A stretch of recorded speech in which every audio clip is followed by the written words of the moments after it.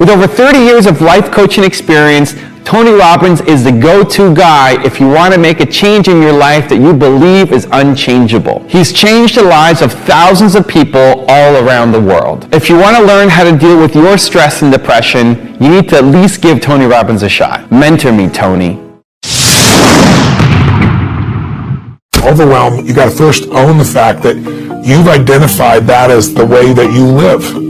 I always tell people, you get what you tolerate. And so you've gotten used to tolerating that, and you start thinking, this is me, when all it is a habit. It's a habit of the way of looking at life. It's a habit of how you use your body. It's a habit of the language that you use. Because certain words, when you use them, you become that. I really believe what you've got to do is train yourself. Train yourself physically. It's like working out. You know, people say, don't you have bad days? Of course I get pissed off, I get frustrated, I feel sad, I do those things, but I don't stay there. I used to live there. I used to be depressed all the time. I never get depressed now not because I'm so positive, it's not fake. It's like a muscle. You know, you can train yourself to get frustrated by doing it all the time. You can train yourself to be stressed out. You can train yourself to feel sad by doing it so often. We get wired. The more we do something, the more wired we get. You can train yourself to feel passionate. You can train yourself to feel strong. And I tell people, don't settle. Remember, you get what you tolerate.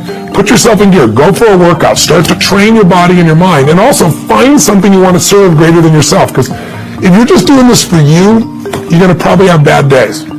But if you're doing it for your family, if you're doing it for your community, if you're doing it for humanity, you really are, and it isn't bullshit, you're going to find a level of energy inside you. You're going to get insights you never had. I really believe motive does matter. If your motive's just for yourself, you don't get much insight. Life supports you because you're part of life. But if you're trying to support more than yourself, when you get a vision, that's how businesses grow. That's how movements happen, right? Find something big in yourself to serve, and make sure that you don't tolerate weakness in yourself. That doesn't mean you're not to feel sad, but you're not just going to stay there because you made that decision. Life's too short to feel like crap. I've decided I want to live in a beautiful state for the rest of my life. That doesn't mean I won't feel bad. It means I won't stay there because I'm in control and I can change it. So can you.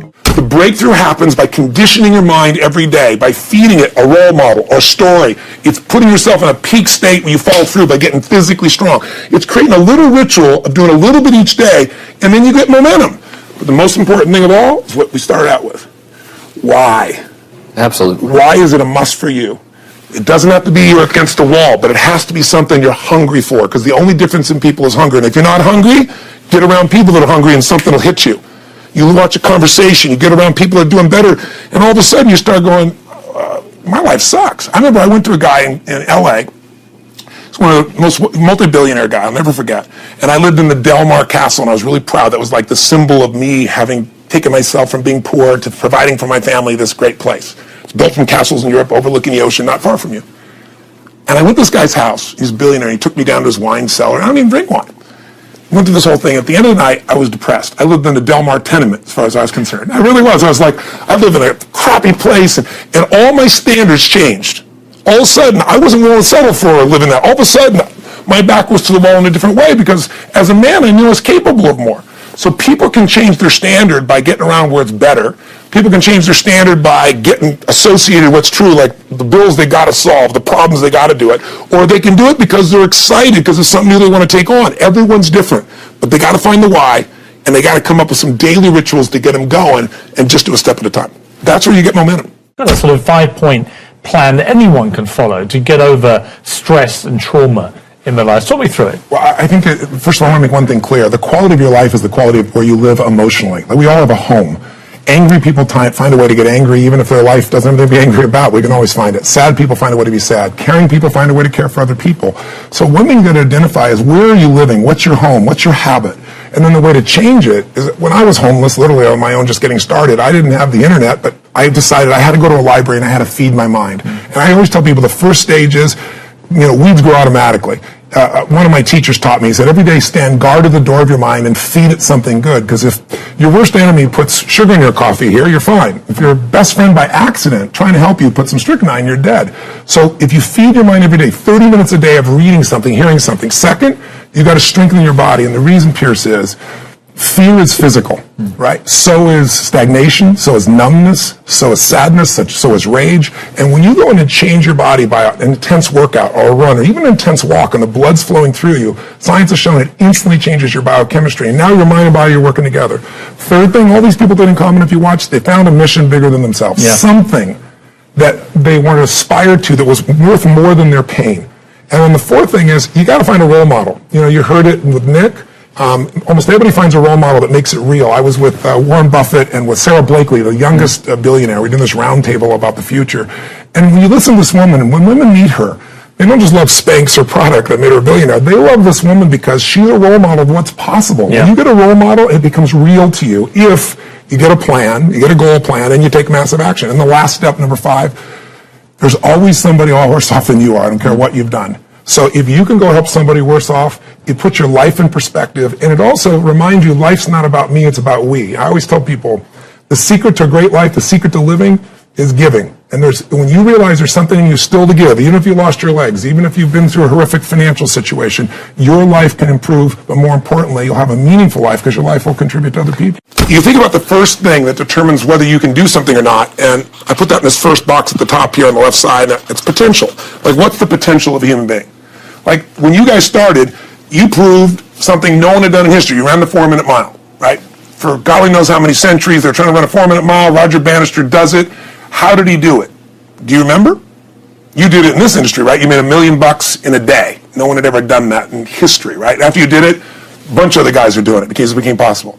Roger Bannister didn't just go physically practice. He made a shift in his head. He practiced in his head because he could never achieve it physically, so he had to change in his head first so that the result became certain enough he believed it, and then his body got him through. After Roger Bannister ran that 4-minute mile, within 2 years, 37 people ran a 4-minute mile. Wow. When no one in history had ever done it. Now here's how it works. The potential for anybody getting your product is extraordinary. They can do what you've done as much, more or less. They can do whatever they want to do. The potential's there. The market's proven that. Whether or not they tap into potential has a lot to do with what action they take, which is the question you came to me with, right? Like, you know, God, they have potential, but they're not taking action. And we all know that the action they take is going to determine the results they get. That's pretty obvious. So most people have a belief about what their real potential is no matter what you tell them. And that affects how much action they take. And of course that affects the result. And then ironically, that result reinforces their belief. And then their belief affects it. So I'll give you an example. Let's say a person has unlimited potential, we all agree. But they take little action, little results. Why? Because they have to start with a problem with their belief. They don't believe it's really going to happen for me. Maybe for Frank Kearns because he's got the cool hair and stuff, or maybe it's for you because you're so driven, but it's not me. Maybe Tony Robbins because he's a freak, got these big teeth. Whatever their thought process is, right? They got this thing, right? But what happens is, if you believe that there's very little potential, how much action are you going to take? Nothing, little. And when you take little potential with a little action, what kind of results do you get? Lousy little results. And when you get little results, what does that do to your belief? You go, see, I told you this was a waste of time, told you this wouldn't work. And then what happens? You tap even less potential. You take even less action. You get even worse results, and your belief gets even weaker. And this sucker feeds on itself until you are in a downward spiral. It's poisonous. It's poisonous and it's self-fulfilling. Now, what if something could happen that could come along and fill you with a sense of absolute certainty? Not like I believe, but where you know. In you guys' case, mine as well, we knew because we had to. Because we burned the boats. There was no other option. We had to find a way. We weren't going to live that way. We all did it in different ways and for different reasons, but in essence, that was it.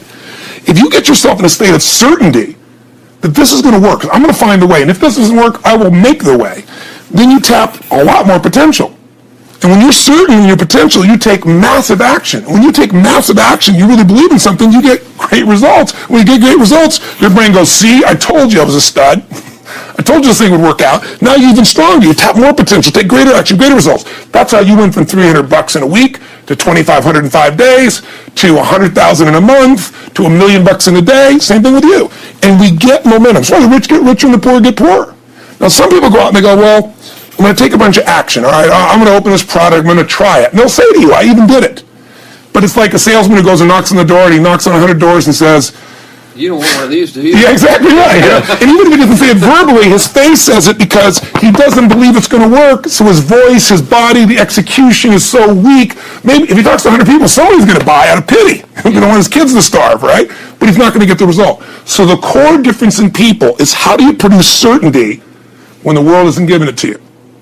You go out and you try, in your case, you're 100,000 in debt and nothing's working. How do you keep yourself going? The way you did it, the way I did it, the way you're doing it, we may not have done it consciously, is we didn't change our potential, that was there, and it wasn't even taking more action. Taking more action with a belief it's not going to work, it's not going to change anything. We got results in our head that made us feel certain as if it had already happened. What do I do when I feel the fear paralysis that happens when my mind starts to run wild? It seems like there is a cascade of doom and gloom thoughts, and I can't seem to take any action. I just worry. You know, people who are not used to having that emotion are having it these days.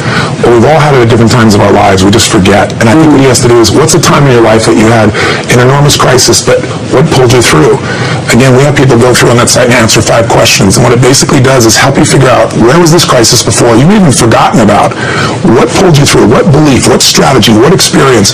Who helped you? What triggered you? And then what did you do that made that shift? But I'd also say, remember one affirmation, if you would, in your mind and your body. Own the fact that money is not your life.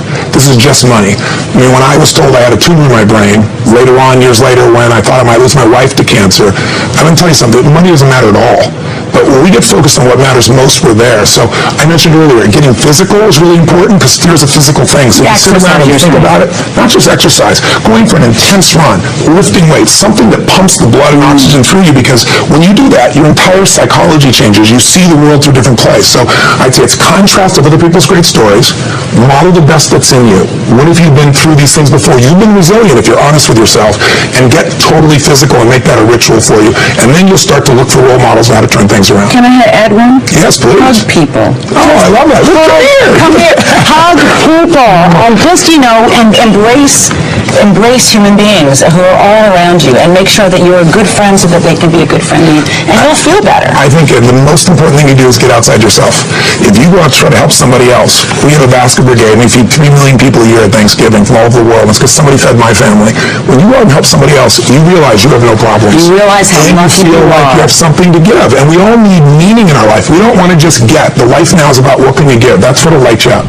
Thank you guys so much for watching. The point of the Mentor Me series is to spend a little bit more quality time with people who've achieved massive success, and hopefully a little bit of how they think rubs off on us. So I hope you enjoyed this video. I'd love to know what your take is on stress and depression, what you thought of Tony views as well. Leave it in the comments below. I'll join the discussion. Thank you so much for watching. Continue to believe, and I'll see you soon.